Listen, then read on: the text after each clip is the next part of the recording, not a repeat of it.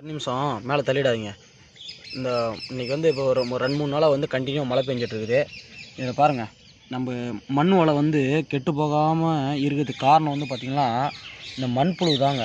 இந்த மண்புழு வந்து நல்லா இருந்துச்சுன்னா, நம்ம தோட்டத்தில் இருந்துச்சுன்னா கண்டிப்பாக அந்த மண் வளம் வந்து நல்லா இருக்குதுன்னு அர்த்தம்.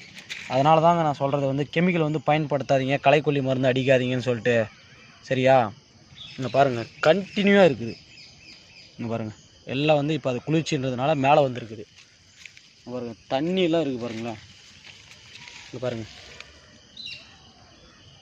எல்லா தாவும் இருக்குது. இதுக்கு காரணம் வந்து நீங்கள் களைக்கொல்லி மருந்து அடிச்சிங்கன்னா அந்த மண் வளம் வந்து கிடைக்கவே கிடைக்காது. இங்கே பாருங்கள், செடி கடியில் இருக்குங்க பாருங்கள், எவ்வளோ இருக்குதுன்னு பாருங்கள். ஓகேவா? நம்ம மண் வளம் வந்து இருக்கிறத வந்து மேம்படுத்தணும்னா கண்டிப்பாக இந்த களைக்கொல்லி மருந்து வந்து பயன்படுத்தாதீங்க. நமக்கு வேலை வந்து ஈஸியாக இருக்கும், ஆனால் மண் வளம் கெட்டு போடும். இந்த வீடியோ பிடிச்சா லைக் பண்ணுங்கள், ஷேர் பண்ணுங்கள், சப்ஸ்கிரைப் பண்ணுங்கள்.